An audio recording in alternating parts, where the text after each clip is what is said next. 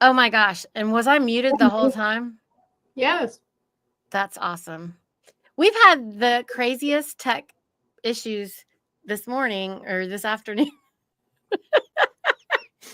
First, Anna couldn't hear me. I couldn't hear her. And now all of a sudden, we fixed everything. We went live and then I was muted. That's awesome. No idea We, how or why, but we're here. 10 minutes late, but we're here. Sorry, guys. We don't know. That's so crazy. Anna, Greg is at a soil conference. That's what I was telling everybody. I thought. Good. And so he'll be back next week. And he said to tell you hello. And I can't stop laughing this morning because we didn't even really do anything, but somehow we were able to finally hear each other. And so I guess we'll just go with it because the tech gods have blessed us with sound. They have smiled upon us. May not be real good quality sound, but it's sound. Um, yeah, and all our tech guys are not here today, so we're just on our own. Um, That's true. That's true. so I'm glad that Greg is at a soil conference. You know, soil is one of those things that we don't think nearly enough about. I do. We think about it. It's like that is, that has everything to do with permaculture. It's all about the soil and remediating it and growing it. A lot of folks have no idea, and they don't know the difference between soil and dirt. Anna, Well, they don't think about it. People, right? you know, it's a Yeah, topic that comes up for maybe a day in high school biology class, and then boom, away we go. And for the rest of our lives, most people don't think about soil, but soil is the foundation of life on the planet. yep. Soil and water. Soil and water, and the soil and water testing we have. We got a big show tomorrow night, 8 p.m. You guys. Tomorrow, Wednesday night at 8 p.m., we're going to do the remediation. I mean, we're going to give you the reports from all the 3 testing. Like, I really want you to hear it from them, Anna, because these guys, they have a lot. They have a lot to share, and I can't possibly um, share it properly. So we are going to go live tomorrow, and you'll hear it from the guys that did all the testing. Um, But we have a lot of things that we need to consider. The remediation is definitely something that we will have to do 100%. It is a dangerous climate. There are people up there, Anna, firefighters, who can attest to, and they're scared to do this, by the way, but they can attest to the fact that they were getting burns out of the water. You can't get in the river. And there's a lot of crazy stuff happening there, but I'll just wait and let everyone explain it properly tomorrow because we don't like to speculate. Um, but it's not good, unfortunately. I was really hoping our test results would not come back with such dangerous levels of toxins and everything. But the good news is that nature knows how to remediate this. The good news is that, we can fix it with nature, but the interference of man needs to stop. This is crazy. And it's not like, our everyday living is a problem. It's not our everyday driving around or flying. We don't make near the impact that these people are made to believe by the corporatocracy. Well, that's because the corporatocracy is trying to hide the ill effect of development of 85,000 unnatural chemicals that are now in our environment as a result of their activities. They're Their unlawful. activities, not Yeah. ours. Right. They're evil, unlawful, illegal. They want us to suffer needlessly while they suppress our consciousness. Well, they are profit driven. And so they don't care who suffers as long as they make profit. They worship mammon, literally. And so, these are gluttonous, uh, organizations which really don't have any right to exist. And we need to develop more efficient ways of shutting down corporations that operate in an unlawful, harmful fashion. Just shut them down. You know, I mean, they're not using the things that we set up, like the EPA, Anna. The no, I know.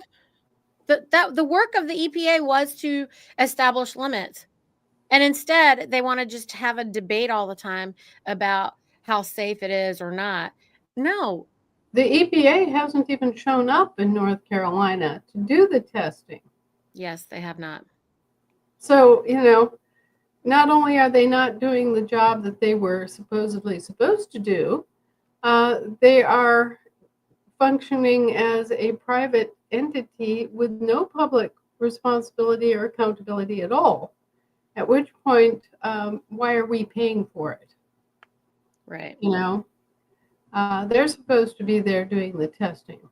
They're the ones that are supposed to be, have the facilities and the laboratory equipment to do this. They're the ones that have all the hazmat protections. They're the ones that have the multi-state mandate, not only for North Carolina, but for South Carolina, Virginia, Georgia, all of them. They should all be being tested right now, and they should all be in the process of developing a remediation plan. But what do we hear from the vaunted EPA? Crickets. Crickets. Also, if they were doing their job, this wouldn't be a problem in the first place, Anna, because they wouldn't be able to do any of the interference that they did, which this is all man-made. Right. Well, and part of the problem is also that the government has not been accountable for its own actions. The government corporations are responsible for a lot of the Superfund, cleanup sites, the pollution sites. They and industries that they were allied with have created these dangers, these environmental pollution centers, where they've just cashiered large amounts of industrial waste and just left it there, for it to be stumbled upon or eroded or whatever. In this case, a giant flood came by and interrupted the storage of vast amounts of dangerous chemicals that weren't even admitted to exist. Right. I mean, this is what? We're going on 2 months after the storm, and the readings and the results are still coming back highly toxic. There's no life in the soil, Anna. That's what we know. Right. There's no life in the soil. Right. So, when you're dealing with something that is that poisonous for that long, this is a highly toxic situation, and the EPA is missing in action. Of course, the EPA, along with most of the other alphabet soup agencies of the municipal government, are in the process of shutting down because they have no promise of funding beyond January 1st. And so the active branch of the EPA is actively shutting down, but then the territorial EPA should be booting up. And we see no evidence of that either. Everything seems to be in a state of paralysis, where on one hand, Trump and his transition team are charging ahead and making different kinds of bureaucratic appointments, and apparently Elon Musk wasted no time to start chopping the fat out of the government operation. There is no sort of consensus process by which some of the actual beneficial public services can be continued without a disruptive process of changing the guard. And so for another month at least, we've got a situation where the territorial version of Environmental Protection Agency isn't seated, and the old municipal entity is fading away. So the end result is that the public doesn't get the benefit that they're supposed to get out of the EPA. Yeah. Craziness. Absolute, profound craziness. And, nobody who had any sense of logic or order would allow a government to function like this, or even a government subcontractor or two. It should not be functioning in this way at all. This entire operation is so messed up that, it beggars description. Right. Speechless. Well, I don't know. We're just the county supervisors and counselors have taken it upon themselves to try to overturn state law that goes back to 1790 in North Carolina. And these are just average people in the county who are doing inexplicably cruel and unusual and stupid things to their neighbors in violation of state law. And they think that's okay. Anna, the side effects of barium that they use when they're chemtrailing the skies is homicidal and suicidal behavior. In addition to, increasing anxiety and depression and, fear, basically, and paranoia. Well, I know about cadmium and barium poisoning because my husband was a fine artist, an oil painter, for many, many years. And of course, he had exposure to those elements when he was painting. So for 40 years, he was exposed to heavy metals, and we've had an ongoing effort to detox from heavy metals throughout that time, and continuing to today. I mean, he still undergoes detox for heavy metals on a regular basis, and it's part of his basic daily regimen that he does detox for heavy metals because of his profession. So I'm familiar with just how harmful those heavy metals can be, and the importance, once you know that they're in the environment, which we now know for sure that barium, strontium, and lithium metallic compounds, including aluminum hydroxide, for example, is being sprayed onto the land and soil. And once it gets into the soil, then it gets into the food. And once it gets into the food, then it gets into you, and it becomes a concern for your health. Okay, so we all need to be doing the detox for heavy metals. We all need to be aware of the danger that we're in as a result of the club-footed government corporations. And we all need to be tracking down the sources of these efforts to poison us. And let's just be very honest about this. The government corporations that have been masquerading as our government, when in fact they are not our government and never have been our government, have been trying to kill us. Ever since the Second World War, they've been poisoning the environment and poisoning our food supplies and poisoning our water with fluoride. Fluoride has been universally discontinued for decades in Europe. So why are we still sitting here with fluoride pouring out of our taps and chlorine? These are poisons. These are industrial poisons. They're industrial wastes, byproducts of manufacturing various kinds of metals. And now they're dumping all this crap into our water and wondering why chronic disease has skyrocketed throughout the country. Well, they're Wondering, no, they're profiteering they're 100%. profiteering. This is Yes, a they gazillion-dollar industry. This is the first generation, Anna, where everyone out there thinks it's fine to just pop a pill every day. There's literally commercials with people just taking like a Motrin or a whatever every single day like it's nothing. And like you were saying, they sent your husband home with like 14 pills or whatever it was, and you were 9, 15, 15, 16, 20, 14.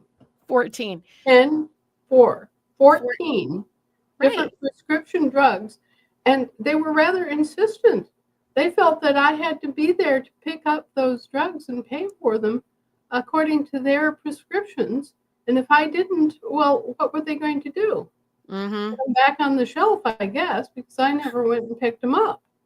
No. And my husband promptly recovered from being a vegetable to being himself again once he got out of their clutches and once he got away from their quote unquote medicines. He came home and my son and I held him in our arms throughout the entire night. And we really thought we were going to lose him. Mm. So he was in desperate shape when he returned from the hospital. And so thank goodness he is now detoxed from that experience and beginning to make real headway. He's sleeping through the nights, not a small thing. He hasn't had any more bacterial infections, no antibiotics for bacterial infections or fungal infections. He has been healthy, and he's regained his ability to walk, to maintain his balance, to go to the bathroom on his own, wipe his own butt, all those things that make life life, right? And he can carry on a conversation. Okay, when they sent him home from the hospital with their 14 different prescription meds, he couldn't even speak. He was bedridden and he couldn't talk. So this is an example to you all that this is not medicine. This is profiteering. It's this death is care. It is not for the good of the patient. It's for the good of the doctor and the hospital in a financial and the pharmaceutical industry in a profiteering sense. And they've been profiteering off of us since the Civil War. So, this is just more reason for everybody to beat feet to their assembly and take it seriously and get going. Don't let any grass grow under your feet. Because in a situation like this, we have a well-entrenched commercial monopoly that is profiteering at the expense of your health and safety and your assets. And it must be brought back and put back in its box. Without your assistance and without everybody pulling together, we don't have the strength to force our employees to honor their own contracts. And so it's of vital importance that every American get up off their couch, take note of what's going on, and get organized. Because if you think about it, the only advantage they have is that they're organized. They're organized and they've been sucking off the public purse for illicit gain. And both of those things, their access to the public purse and their organization needs to be destroyed. Yeah. Those two things. Well, when they do these things and they're spraying the skies, it's not only poisoning us all with the heavy metals, but this also makes it very difficult to work together because everybody's paranoid. Everybody's suffering with this anxiety. Everyone's suffering with these different things. It's very difficult between all of that and the corporate brainwashing. Like there's so much to overcome, friends. So like you have to do your part to try to help remedy. We have to to really make ourselves important and really just know how worthy you are. You have to know that you were born worthy beyond belief, and that you have to be able to love yourself and know how important you are and that you matter. And calcium bentonite clay, Anna, if you take a tablespoon of calcium bentonite clay and you shake it into a quart jar of distilled water, you have to do it in half, let it expand, and then do the rest for 1 tablespoon.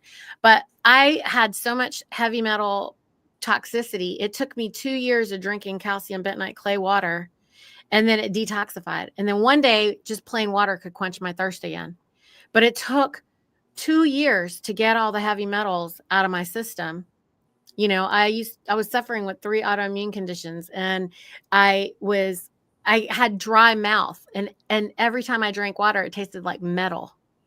And I mean, not tap water, but any water.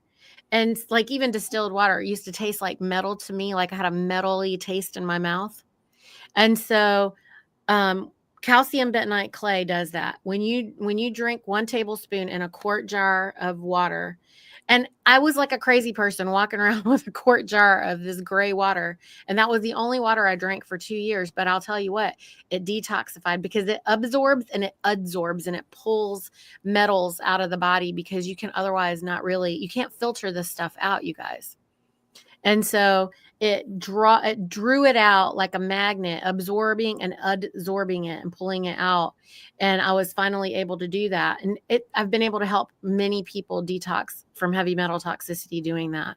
And then the side effects of because when you have that metal in your body and then they're doing this 5G and whatever other craziness that they're doing, then it literally makes it difficult for you to sleep at night. There's so many people suffering with like sleep apnea and all this other stuff, which are, this is inflammation and a lot of other things, because you never get a deep sleep.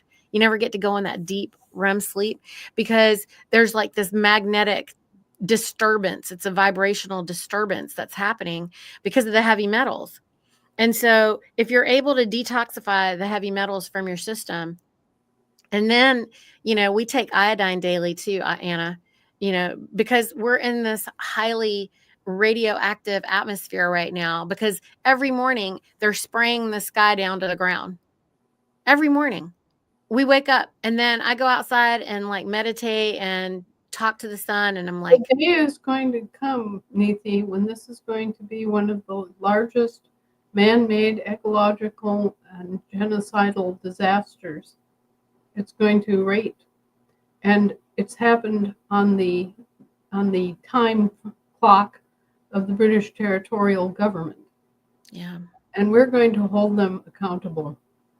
Yeah. All of them. Every single one of them. People are feeling good because now Trump is going after all these bureaucrats and all these no good nicks from the Biden administration in years prior. Well, good. But, we also have to have a certain amount of skepticism and ask ourselves, are these people the scapegoats in a collusionary relationship?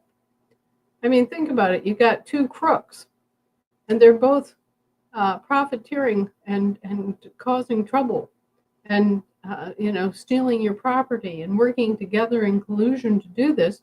And then all of a sudden, they're discovered. All of a sudden, people wake up and go, what? My employees are doing this to me? Well, what's going to happen? Exactly what has happened. Those 2 groups are going to go whoop, on opposite sides of the room, and they're going to start pointing fingers at each other. All of a sudden, you're going to have Biden pointing at Trump and Trump pointing at Biden. You're going to have the military is going to throw the civilians under the bus because they can. And that's exactly what you're seeing. You're seeing the military that was colluding, taking out the civilians that they were colluding with. So basically, they're getting rid of the witnesses and the evidence. In my opinion, they're getting rid of the evidence and the witnesses that were colluding with them that could prove and have the evidence to show what the military was doing. So I just see it as 2 groups of colluding criminals trying to clean up their mess.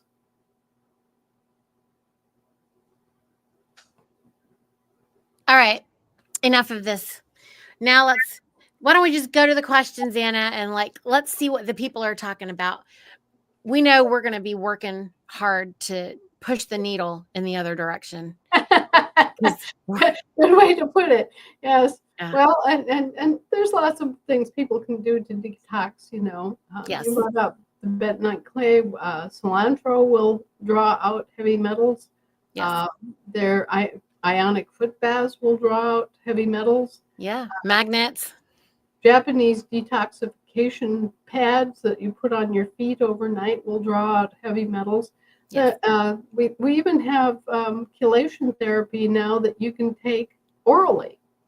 It used to be you had to go in and have an IV and go through this, process for days to get rid of heavy metals. But now you can take anti-heavy metal chelation pills, and they will help. So anyway, I just wanted to add those other options in that people have. Yeah. No, there's definitely several different ways, and thank you. Yeah, everyone needs to be conscious of it and knowing, that they should try to work on that. It's incredible, and it helps really to change your mind, for one thing. So it's definitely helpful that way. Makes you feel better. Yes. Okay, Headhunter Brian says, I looked at Oklahoma's DUNS report from the DUNS list that Terry Somm has and saw a UCC filing date September 2nd, 2016 on page 15 showing the secured parties being Oklahoma State, the State Trust, and Big Lake, Alaska. Oh, this is the continuation. I've reviewed a couple of other states and found Kansas and Colorado also have Big Lake, Alaska listed as a secured party, along with the state trust, all with the same filing date. Is this Anna's doing? Well, when they're dealing with land, they're dealing in terms of locations. Let's put it that way. And the state trust is what they've been using all these years as a means to commandeer and control state assets. Now, Big Lake, Alaska, at the time that filing was made, has been and is an unincorporated village. It does not exist on a map, their map. And so it's a unincorporated town. And it is it's outside the parameters of their system. So it's a rural area, right? It's a rural route designation. And in fact, we have problems because the zip code that's used to identify Big Lake isn't an official zip code. It's just a marker in their system that they use to help sort mail. So, and I myself don't live in any place that is existing on their GPS. Yeah, right. I mean, this is kind of freaky, but true. I'd like to see the exact, DUNS listing that he's looking at. I did file in 2016 a comprehensive set of UCC agricultural liens that then bring all of this stuff back into the possession of the individual owners. And this is very problematic for them because in their system, all they have are estates, dead people's estates, waived estates. That's what they've created. And then they have this state trust that they've created also as a public interest. So when you think about your property, always think about it in terms of you have your private property and you have your public property interests. You've got two sets of interests. One is your own private stuff and one is your share of the public interest. And so they have to always account for two. Now, Big Lake, Alaska is listed as a secured party in the land system because this is where we're located.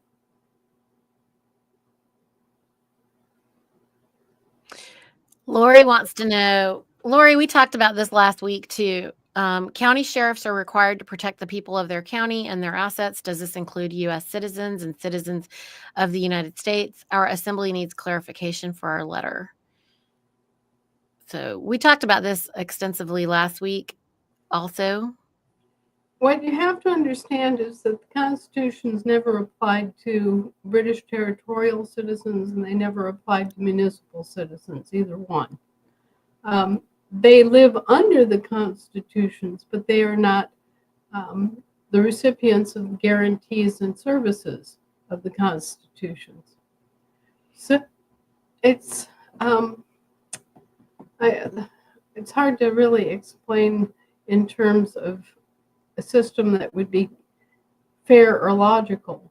But when people go to work for the federal government, they lose their standing as Americans and therefore are not covered by the constitutions anymore. They are subject to foreign law, and they're working for foreign employers, and these corporations have their quote-unquote public policies. And that's about it. That's why when Donald Trump took his little pen and suspended civil rights, he could do that because civil rights are just privileges that the Congress gave to the municipal citizenry. Okay, because they're a foreign citizenry, he could just take away their civil rights. He can't take away our natural and unalienable rights.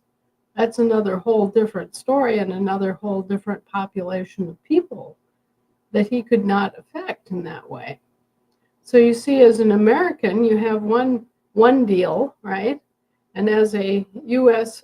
U.S. citizen, you have another deal as a British subject. And as a municipal citizen, you have a third deal, which is basically Roman law that was imposed through Scotland. I mean, some of this stuff is so crazy, you can't even believe how it happened. But anyway, each one of the different kinds of citizenries has a different deal, a different set of laws, a different set of protections, if there are protections. So don't be confused. We're not able to protect everyone all the time. What we can do is we can protect our own people. And that's what we as a government need to do, is to be in the forefront protecting our people, our nationals, our state citizens. We need to focus in on them and on their constitutional guarantees, which are being evaded by our public servants. More reasons for people to correct their status, right, Anna? Absolutely. If you want to enforce your constitutions and you want to enforce your constitutional guarantees, your guaranteed right to say life, liberty, and the pursuit of happiness, your guaranteed right to your natural and unalienable rights, your guaranteed right to your free speech, religion, all the things that you think of. If you want those things, then you have to claim those things by entering upon and asserting your correct political status. And this is a huge issue that most people are still completely unaware of. And if you tell them about it the first time around, they're going to blink at you and not believe it. So you're going to have to educate yourselves and then educate your kids and your families as best you can. You'll see that soon Mr. Trump is going to be offering $100,000 to people to come forward and claim this $100,000. We're just giving you $100,000. And all these people are going to come forward and they're going to accept that, but there will be strings attached. There will be unspoken unilateral contracts attached to the acceptance of that $100,000. And it's going to claim that that was settlement for crimes against humanity. well, settlement for crimes against you. Each and every single one of you are probably worth at least $30 billion. And so they give you 100,000. You think, oh, gee, great, I got $100,000 worth of free money. But they don't tell you that you're owed 30 billion.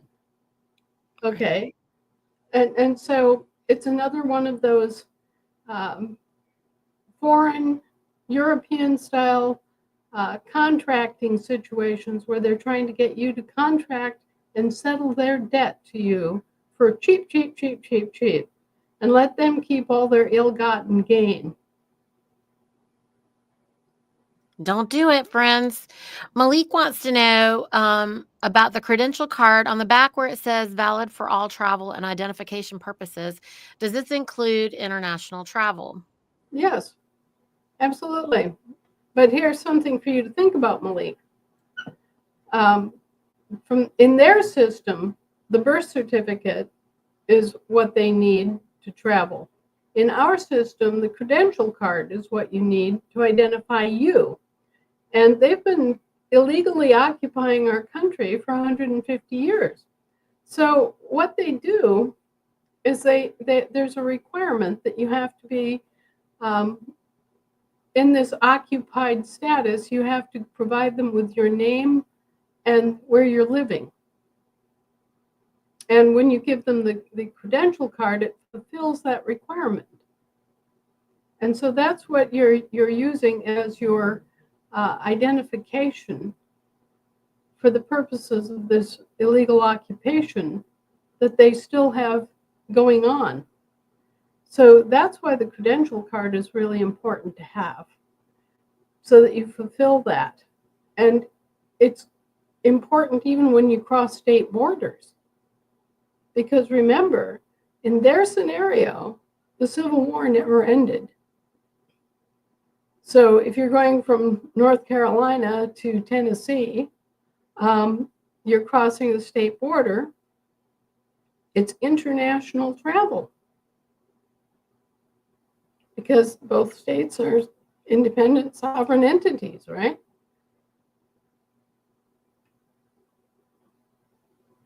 Tyson wants to know, did you know that the British were not defeated? The Masons on both sides wanted to stop killing each other, so the Paris Treaty came into effect. British still rule. No, they don't. That's a misunderstanding. Everybody looks at the Treaty of Paris, 1783, and thinks that that's the treaty. It's one of 17 treaties that were enacted to bring an end to the war, the revolution. And that particular Treaty of Paris in 1783 is talking about the United States of America, which was a company that later incorporated. Okay, they're talking about a different United States of America. And that is a sea treaty, not a land treaty. So what you need to know about these treaties, these European treaties, is that they come in series. And so, for example, all of the treaties of Paris, and there are hundreds of these things, all the treaties of Paris are sea treaties that have to do with sea commerce and things of that nature. They do not settle anything about land. It's the treaties of Versailles that are the treaties affecting land. Okay? So, no, Britain did not win. And people who read the Treaty of Paris 1783 and they see that the king is called the Prince of the United States of America, and the Arch Treasurer, and all this other stuff. You need to understand that they're talking about a British enclave, the British Territorial United States, and its company called later, it incorporated, and has become the United States of America Incorporated. So they're talking about businesses. They're talking about territorial possessions, like Puerto Rico. Most people don't realize that Puerto Rico is still a British Commonwealth country. Who knew, right? But Puerto Rico is a British Commonwealth, even though it's a U.S. possession. Same thing with the Mariana Islands. So now the British don't still rule over anything or anyone.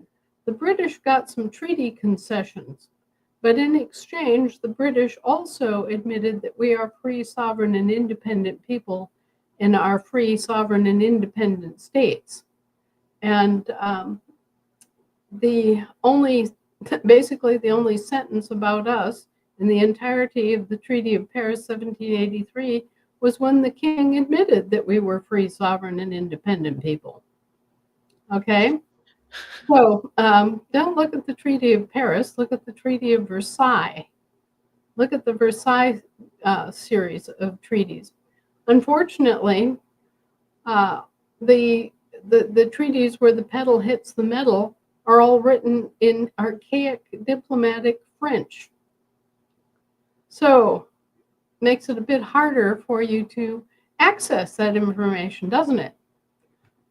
Anyway, but each one of these treaties, like they say, the Treaty of Paris, those are all sea treaties. Treaty of Versailles, those are all treaties about land. Treaties of Westminster, all about trade and commerce. Treaties of Westminster are more about trade, and treaties of Ghent are about commerce. But anyway, you wind up with these different treaty series, and they're all dealing with different subject areas and separate jurisdictions, and you have to be aware of that.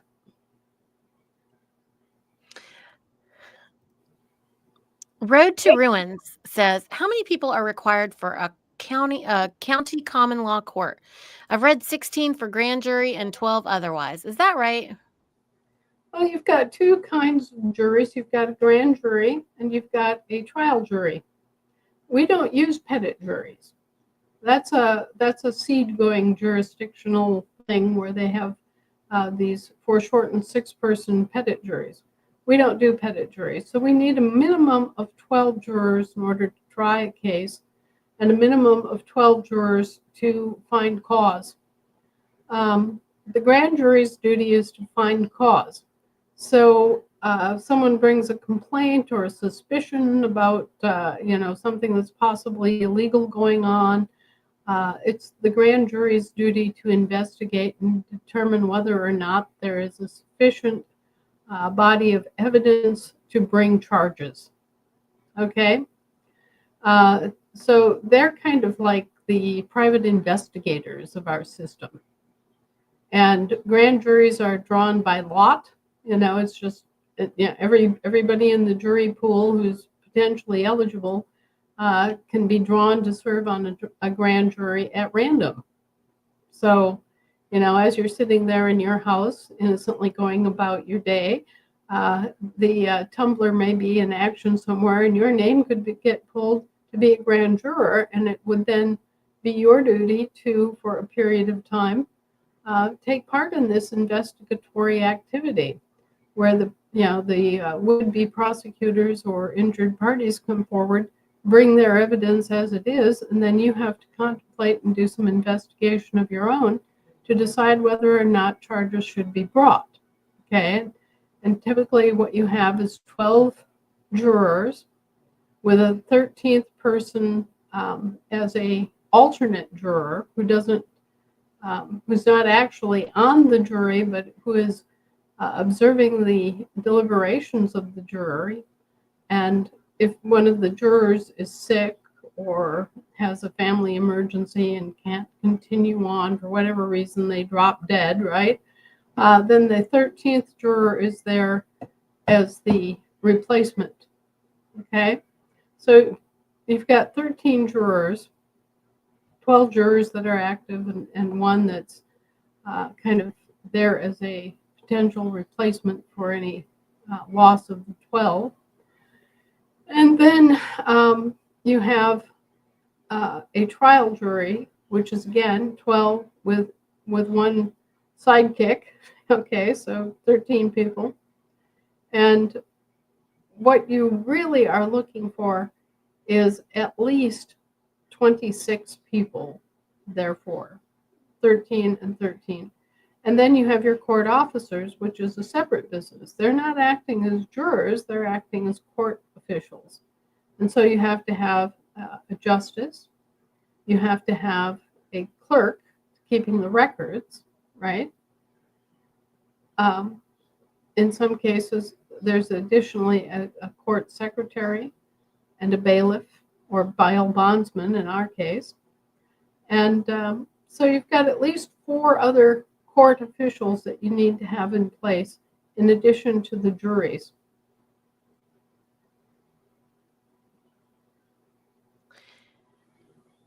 We have, okay, hold on, here we go. Michael wants to know, he says, I'm a retired farmer. I have a gold IRA and have sent my letters of revocation to the IRS. I will not have tax removed. What should be my response to the IRS if they claim I owe? Write back and tell them that they owe you.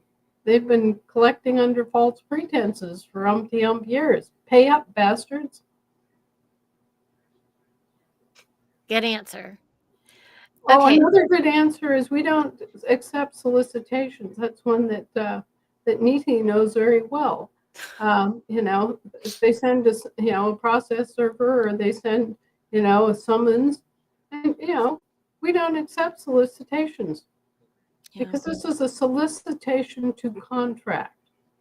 Mm-hmm. And you want to tell them very, remember they're called solicitors in England. There's a reason they're called solicitors. They go around and solicit business for themselves. And so they do it through summons and other things that they send out in the mail and that they have delivered by process servers.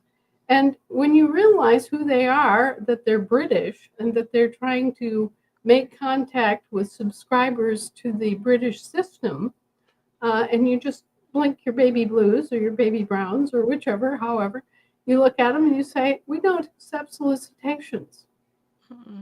That tells them right there, right out of the box, sorry, we're not British. We don't accept solicitations from foreign courts. Bye.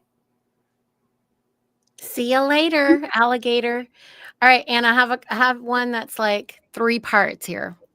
So this ARP Healing Center says, we are being targeted by the mayor and board of aldermen. They are trying to pass a bill of nuisance order targeting RVs on commercial property. We have 2 RVs and a house of prayer where the RVs are located. There is a meeting tonight, and after talking to one of the aldermen who is against this and told me, the alderman who is against this and told me we were targeted. We will be attending and fighting this issue. Any advice, please? Where are these people located, I guess would help, but that would really help. Yeah. Yeah, I don't see anything about where they are. Do you want them to tell us? That would be really, really helpful. But, it looks to me like the area where the RVs are parked is zoned commercial. And zoning is a municipal government function. Since when do we have aldermen in our government? We don't. That's a foreign office, okay? So it tells you right there that it's a municipal office. If you have a mayor, you have a municipality, okay? So you're being targeted by the municipal government. And, so they're trying to hold you responsible for their zoning practices. And they basically only have 3 choices. Properties in their system are zoned either residential, commercial, or agricultural. Okay, those are the 3 choices. They don't have a choice for private property because their assumption is that there is no private property in their system. All right, so they're just presuming that your property is zoned commercial. Well, if it's your property, you can tell them, no, it's not to be zoned in any respect. It's private property. Get off my back. This is not something that you can enforce on a non-citizen. And they need to understand that their system isn't everybody else's system. Different nations can occupy the same space, and that's what we've got going on here, where you've got a municipal citizenry, a foreign municipal citizenry, a foreign British territorial citizenry, and you've got then the Americans. So you've got three different populations that live under three different kinds of law and have three different political and legal statuses. And so they're out here basically presuming that you're one of them and that you have to obey their law when you don't. When in fact, you're the natural American, you're the one that actually lives here, and they are mere residents as a result of their political status choices.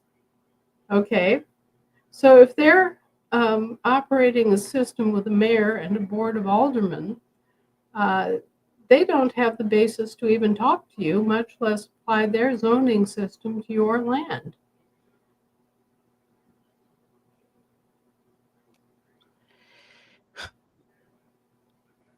Well, hopefully this is going to help you guys. Well, I hope that you really do have your backs up and demand to see their authority to zone anything. Where is their authority to enter your property into a state trust and manage it? Ask them the hard questions. They're doing all this, assuming all of this. Where's their authority? Where is their authority to even use your name? Yeah. Karen wants to know, now with a bank account, how do we get ZIMS, IQD, VND, etc. into our account and get access to funds after they are deposited? Well, there are basically two ways that you can get the value of your international currency speculations. The first way is you can go out into the desert or some other unlikely place to a abandoned military compound, and you can be forced to sign a non-disclosure agreement, an NDA, and give the perpetrators of this scheme a plan of how you're going to spend your money. And if they approve of your plan to spend your money, they might give you back as much as 20% of your investment value. Of course, they'll steal the rest. And they will enforce this on you because, of course, you're out in the middle of nowhere at risk, and you're not going to feel very secure in this situation. And it's going to appear that, well, $3 billion, which is 20%, say, of what I could get, is better than nothing. So I'll take the $3 billion and be happy. Again, it's one of those deals where they offer you $100,000 and consider it settlement on a $3 billion debt. Okay, they offer you 20%. And consider that you gave them the rest. And it's all just a bunch of commercial fraud and privateering and bunco is what it is. So that's one way that you can get part of the value of your ZIM, IQD, etc., Vietnamese dong, blah, blah. Or you can wait and you can take your currency, your foreign currency, to an actual trade bank. Now, all of the things that you have listed there, the ZIMs, the IQD, the Vietnamese dong, all of that, those are all gold asset-backed international currencies. Okay. And so what we need to do is just exchange their value for whatever other currencies you want to trade in. A bank, a trade bank, can do that. But these commercial banks that you're surrounded by can't. Why? Because a trade bank deals in gold, silver, and actual physical asset currencies. And the banks that you're used to, the commercial banks, all deal in fiat currency, right?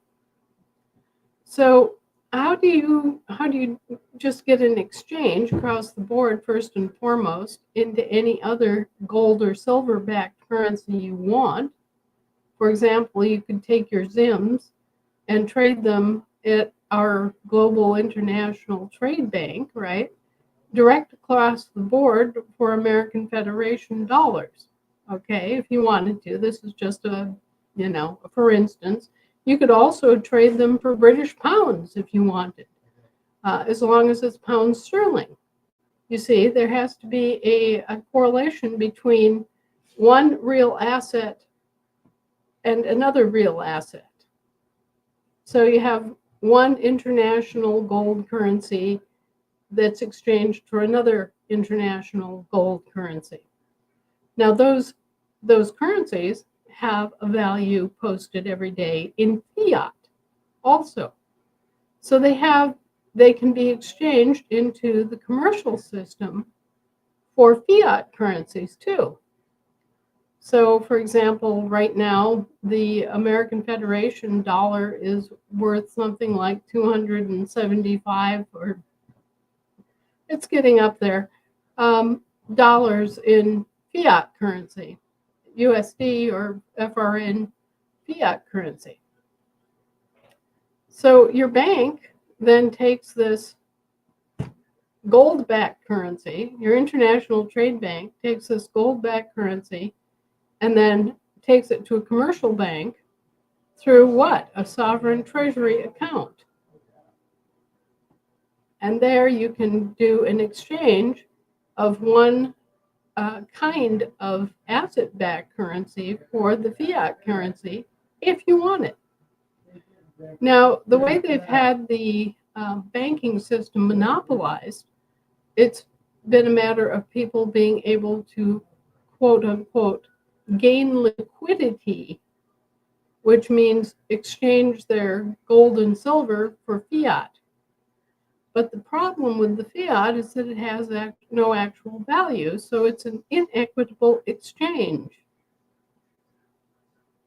So until we turn the corner and extract the value of the FRNs as prepaid credit certificates, there's really nothing for you to exchange for. I know this is a crazy making situation, but it's the situation we've got because of all the crime and deceit and fraud that's been involved here for the last umpty-ump years. Until we take the value that was cashiered in the Federal Reserve notes and redefine that as prepaid credit, there's nothing for you to exchange your gold for that has value. You would be giving your gold away in exchange for a debt. And does debt have value? Well, it only has value as prepaid credit, but they're not defining it as prepaid credit. So we have to get to a point where we have a separate instrument that you can actually exchange equitably for. The exchange of gold for Federal Reserve notes would be totally inequitable and illegal because you'd be exchanging something of substance and actual value for something that has no value. Okay, for poker chips, you'd be exchanging your gold for poker chips. Now, when we flip that on its head And we recognize that every Federal Reserve note has already been paid for multiple times over with actual goods and services, then that becomes asset-backed credit, right? Because it's already prepaid because the goods and the services have already been provided. So then you have prepaid credit. And, I keep trying to get this across to people. When someone offers to give you a Federal Reserve note in exchange for your services or your goods, you're accepting an IOU. You're not actually getting paid anything. You're paying them in goods and services for a debt that they owe you in the future sometime. Well, how do you collect on that future debt right now? Well, in order to collect on that debt, you have to redefine the debt as prepaid credit, because what? You have prepaid. You have given them credit, right? You've given them your goods and services, which are assets, in exchange for an IOU. Okay, you see how the prepaid credit works. You have prepaid. Therefore, you have prepaid credit on the books. They have a debt on the books. Nothing in this system that you've grown up in has ever been paid. Nothing. The goods and services that you've contributed have never been paid for. I know, it's stunning. It's the whole blood money, the blood money series. Everybody should really check it out. Anna, this is really good too. Sandra White is saying also the 250,000 deaths in their political system, the 250,000 will no longer need representation. If they say nothing, this is false representation of people. They report 200 or 255 or something like that. How can we get what's happening in North Carolina so the Trump administration can be aware of the EPA since it's not on ABC, NBC? Their medical media mafia. If the Trump administration isn't aware of Hurricane Helene and the devastation that it caused, we might as well give up right now, okay? And just declare that our British territorial employees are mentally incompetent, okay? Hurricane Helene caused enough damage so that you'd have to be living on Mars to be unaware of the damage that's been caused, okay? And the reason that they're not saying anything about it or doing anything about it is right now in this transition phase, the EPA that was the municipal EPA is going away and isn't funded beyond January 1st. So they're on their way out the door.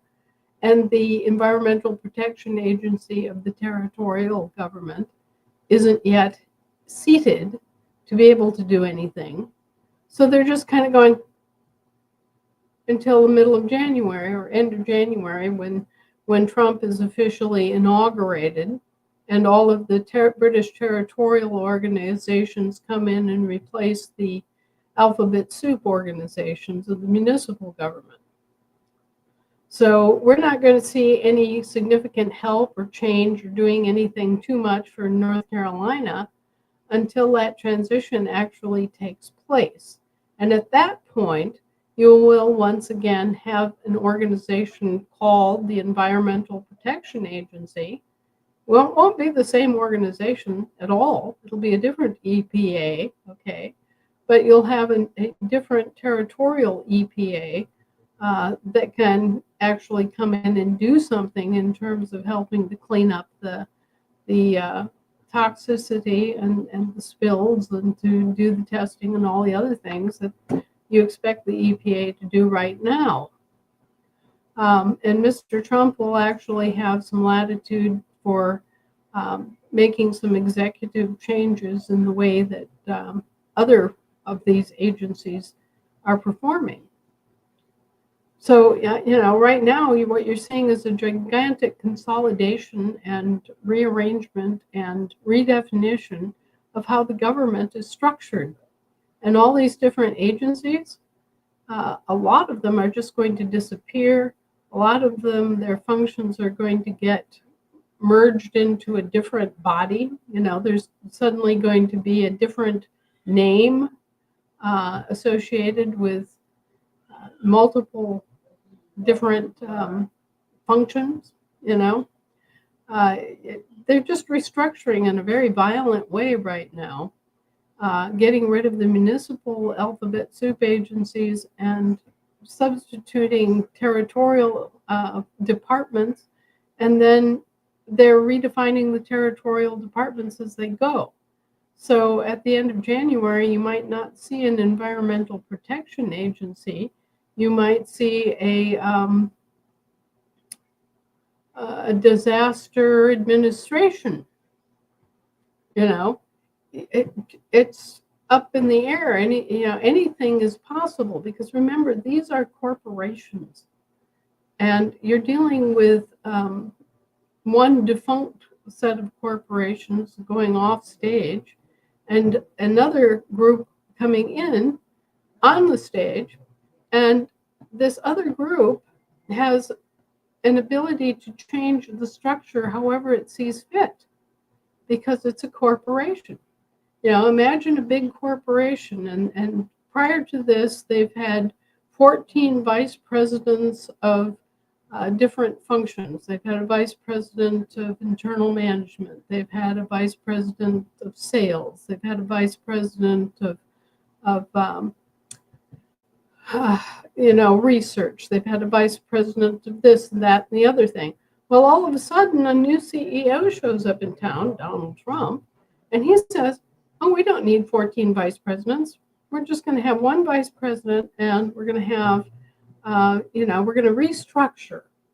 We're going to retune this whole thing. The functions, the various things that need to be done are still there, right? But they're going to just redistribute and redefine, and they're going to limit some things that they've been doing. They're not going to do them anymore. They're going to do it a different way. They're just going to completely gut the government structure that we've been dealing with all these years. And they're going to have to get rid of a lot of these agencies, because the agencies were never agreed to. They were foisted off on us by the Roosevelt administration, and they really have no authority, and they really have no reason to be here. So you're going to see a vast overhaul of what we think of as the federal government and how it operates. And a lot of the agencies are simply going to go away, because the government won't be able to, number one, justify them, and number two, won't be able to afford them, because we're taking back control of our money and our assets. And so they're going to be on a limited budget. They're going to have to live within the 18 enumerated powers, because they were only delegated 18 enumerated services. So you see all of this cancerous polyglot, all-encompassing nanny state, cradle to grave interference and meddling and manipulation and taxation and private direct taxes. All that's going away. It has to go away because, number one, it's illegal as hell and unlawful as hell. But it's also going to go away because in Trump's vision, it doesn't need to be. Okay?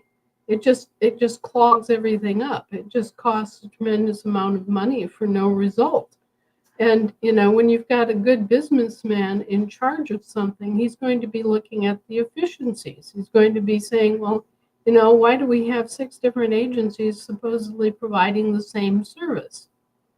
Why do we have 400 agencies to begin with? And where is the authority to establish all these agencies? The Supreme Court already gutted the agencies.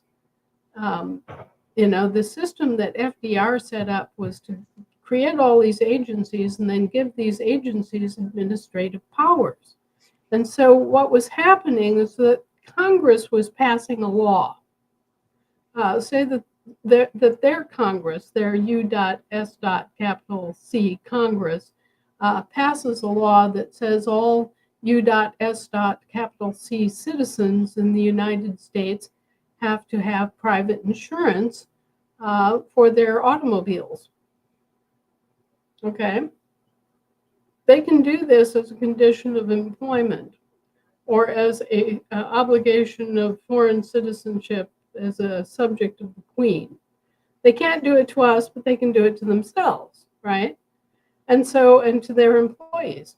So now this new law exists. And so then you have an agency. You have an insurance agency. Call it the Insurance Commission. Okay. So the Private Insurance Commission then creates this administrative code for the definition and enforcement of the law that the Congress passed. And so essentially Congress was only doing part of its job. Congress was passing this sort of overall mandate that you had to do this, but then they were handing off the responsibility for interpreting the law and implementing the law and enforcing the law to this private agency.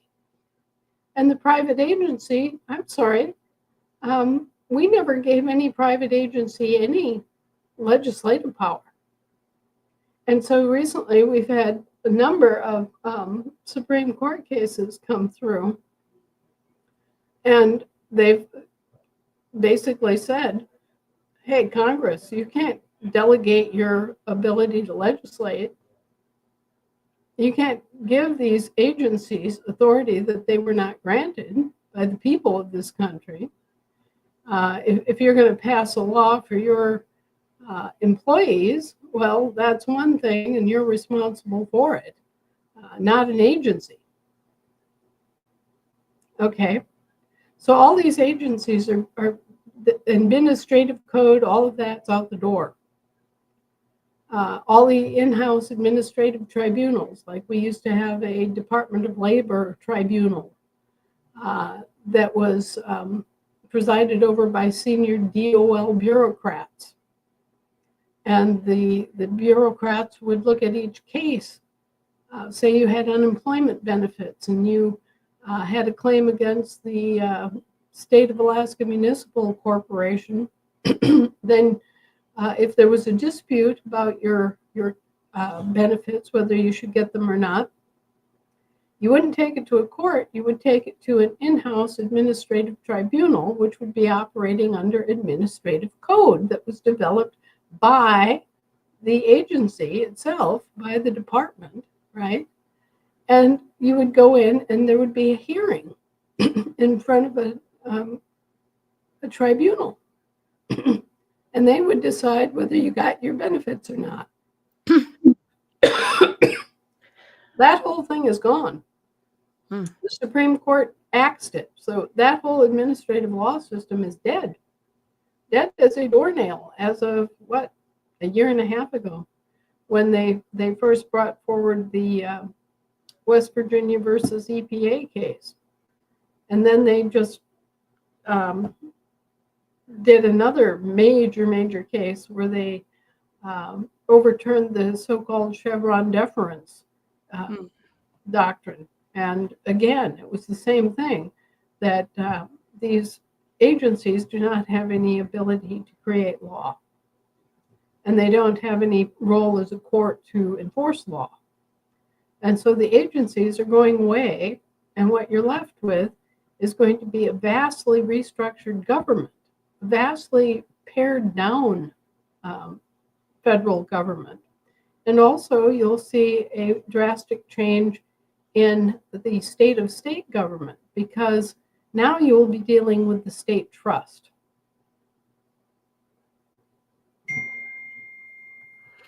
Well, what do you think, Anna, along the lines of all of this, with what what's his name saying, the global reset, he's saying that there would be a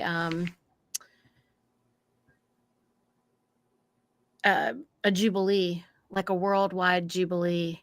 What do you think about that? Well, the jubilee has to happen because now there is no debt. Right. How is that going to look? Because we know what you're talking about with us, and we hear obviously what Trump's trying to do, but what is it going to look like for everybody? A vast reduction in the powers of government, Mhm. a return to people-based government, a return to land and soil-based law,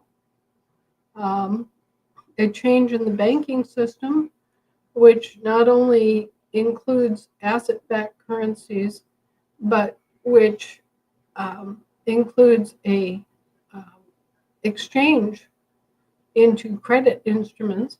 And those credit instruments are asset-backed too, because they're what? They're prepaid. They've already been paid for in goods and services.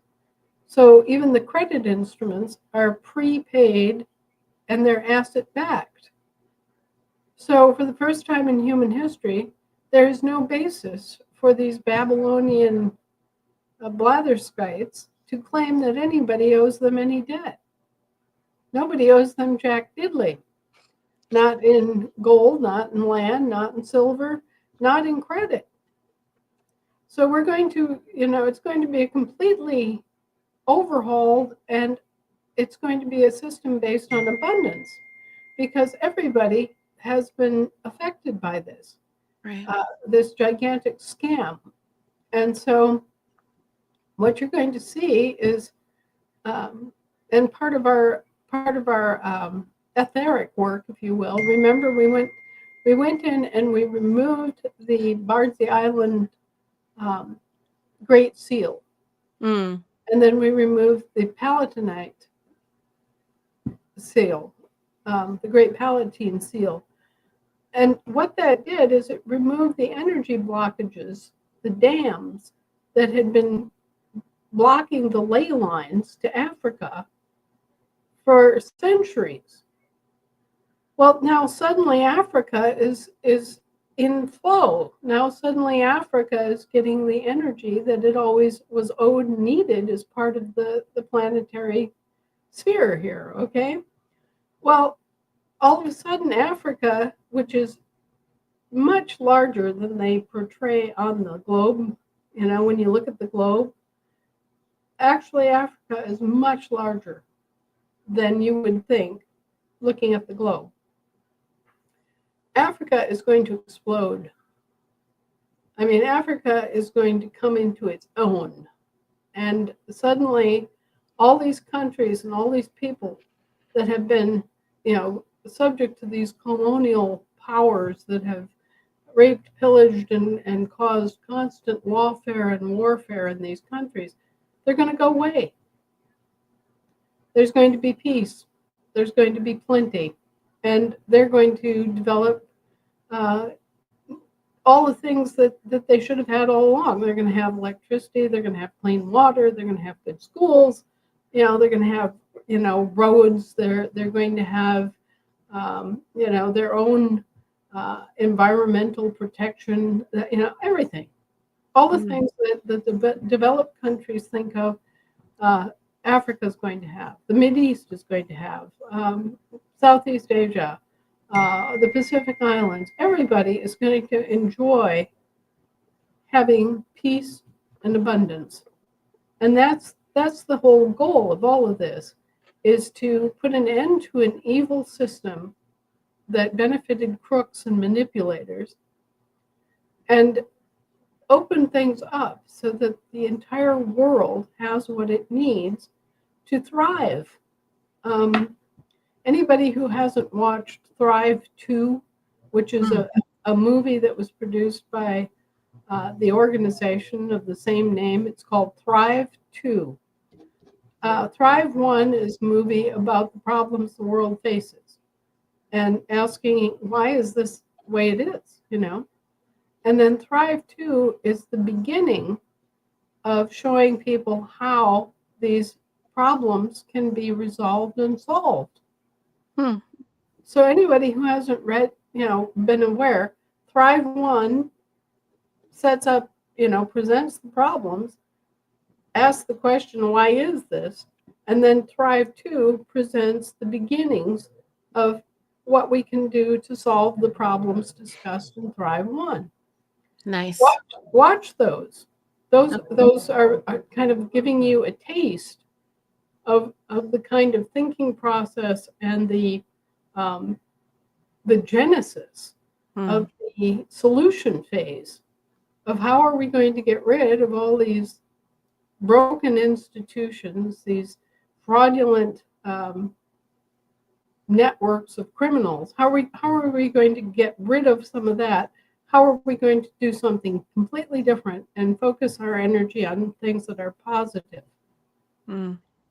So, watch Thrive 1, watch Thrive 2, and think about what's being presented to you in terms of, okay, well, we've got the whole world out in front of us.